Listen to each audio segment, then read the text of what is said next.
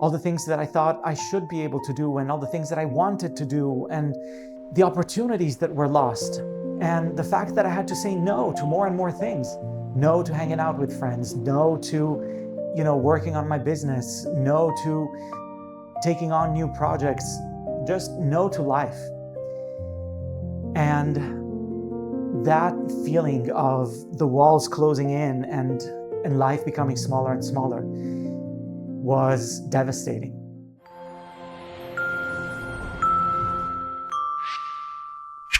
Hello and welcome to Hope for Dystonia. My name is Shmuel and I am the creator of the Hope for Dystonia Self-Healers Academy. I created the academy because just as I got my life back, so can you. If you too are on a healing journey, the number one thing that you can do today is click on the link in the description below. It will lead you to the free Hope for Dystonia Recovery Kit. It is a mini course and a PDF that contain invaluable information that will really change your life. They will help you turn this around like nothing else. It is free and it is the gateway into a world of support with Hope for Dystonia. So go and do that. And in the meantime, let's get started as well with today's topic. We are going to be talking about something that, in my experience, is huge with people with dystonia. It is something that I have been through, and it is something that I see in clients all the time, and it is not talked about, and there isn't enough support around this. I'm talking about grief. There is real grief around dystonia. It is grief that a lot of people don't understand, especially when the symptoms of dystonia are not visible. The people around us may really not understand what it is that is going on with us and why we are sad, grieving in the first place. And this lack of mirroring, this lack of attunement, this feeling of being misunderstood and not seen is extremely painful. I remember it vividly. And I want to talk to you about the different kinds of grief that I have seen. And I want to start with the kind of grief that I experienced most strongly. And it was really the grief around who I was, combined with the grief around who I thought I was supposed to be and who I thought I could be. I will illustrate this with a metaphor that I used to share with friends at some point. I told my friend who was wondering about, what was going on with me and why things were so hard, and what it was that I was grieving really with all my symptoms and so on that he couldn't really understand or see.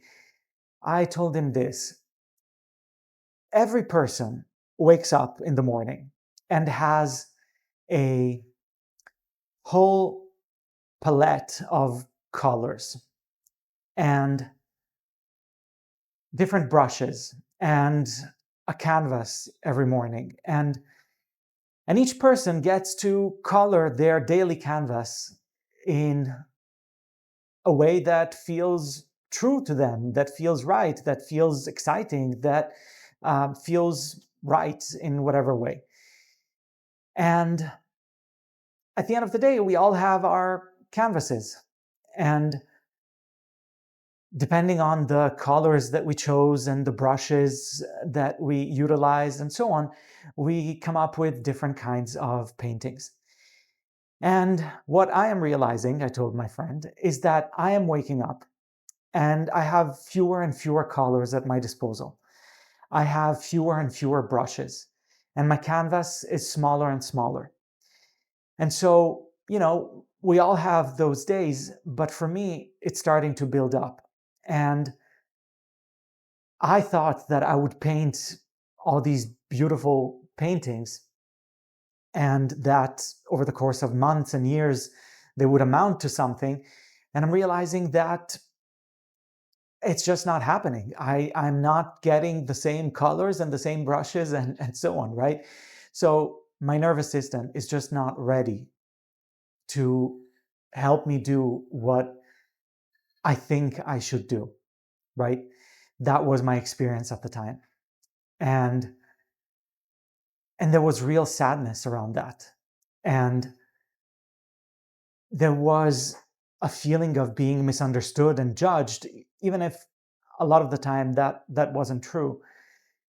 But a feeling of being misunderstood and judged because I came up with tiny little paintings, so to speak, in black and white, right? So I couldn't do much with my days.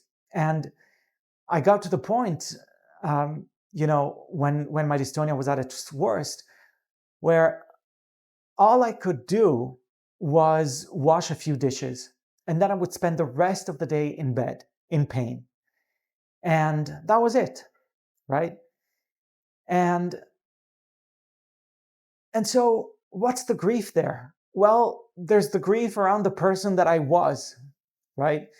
Um, the person that could, you know, study full time and have an internship and have a part time job and, fill in the blanks, that could perform in a way that I thought was productive and admirable and so on. Spoiler alert, it wasn't really, but I didn't know it at the time. And so there was grief. And that is the grief around who I was. But there was also the grief around what I thought should be and wasn't, right? And all the things that I thought I should be able to do and all the things that I wanted to do and the opportunities that were lost and the fact that I had to say no to more and more things. No to hanging out with friends, no to working on my business, no to taking on new projects, just no to life. And that feeling of the walls closing in and life becoming smaller and smaller was devastating. And of course, together with that grief, there was also, comparison. I would compare myself to friends that were able to do all of these things without any problems, that were building their lives. We were in our 20s and 30s and so on. They were getting married and building their careers and so on. And I was stuck in bed. And so it was tough. And I see really many different kinds of flavors of grief with clients. And I think perhaps the single most common thing that I hear is I am grieving the feeling of being understood, of being seen, the fact that I thought people could get me, could understand me. And now with dystonia, I feel like I'm some sort of alien having, this weird condition, and people don't understand my limitations. And people don't understand that when I say that I can't do something that seems obvious to them, I really mean it. And my body is just not willing to do the things that I think it should do.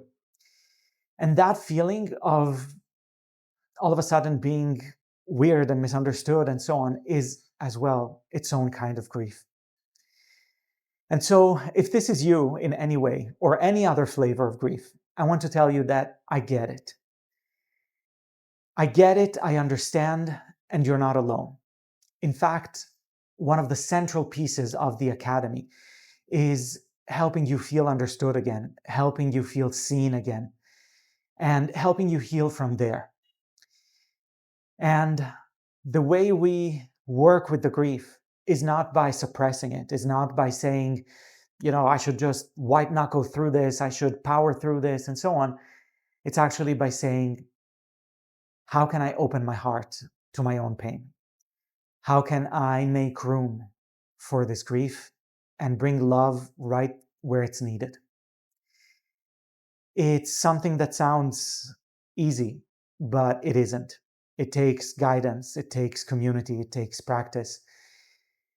But here's the deal. Once we learn how to do this, our sense of who we are expands.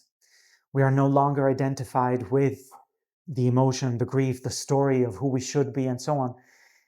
And the door opens to us becoming someone new, someone wiser, someone more in our hearts, someone less tied to the vicissitudes of daily life, someone who has broader perspective, more presence, and more capacity. And so it might be hard to hear this when we are in the midst of grief, but dystonia is not happening to us. Life is not happening to us. Life is happening for us. And yes, dystonia is happening for us. In retrospect, I can tell you that dystonia and healing from dystonia was perhaps the biggest gift that I received, in that it forced me in a way to grow. It forced me to come into my heart. It forced me to face the patterns within me that were running the show under the radar without me really realizing. And so opening my heart to my own experience, and yes, to my own grief, helped me become a more liberated person, in that I am not run by the same patterns in the same way. I still have plenty of reactivity and all kinds of things. So don't think that I've arrived at some sort of nirvana, but that's not the point, right? It's not about getting to that total peace, at least not yet, right? It's about saying, can I live this life with more empowerment? Can I live this life not at war with myself, but in alignment with myself? Can I live this life in a way that feels fulfilling, where I can little by little find all my colors again and all my brushes, and my canvas can grow bigger and bigger? And that is the gift that we can receive when we relate to our dystonia differently. And that is what the Hope for Dystonia Self-Healers Academy is all about. Once again, if you are on a healing journey, the number one thing that you can do today is click on the link in the description below. Free Dystonia Recovery Kit. Invaluable information. You can sign up for it today for free, no obligation, no spam. It is really life-changing stuff. We talked about a lot of important things today, and there's a lot in here around emotions. I want to tell you, on the YouTube channel, on the Hope for Dystonia YouTube channel, which you should subscribe to, and please like this video as well. On the channel, you'll find different meditations. There is in particular one meditation that is called RAIN: Recognize, Allow, Investigate, and Nurture. And I've adapted the RAIN meditation to really fit individuals with dystonia. And I've learned it from incredible teachers of mine, Tara Brach and Jack Cornfield and others. And this version of RAIN can really help you with that grief. And so if you're looking for an immediate resource, then go and check that meditation out. Much love to you.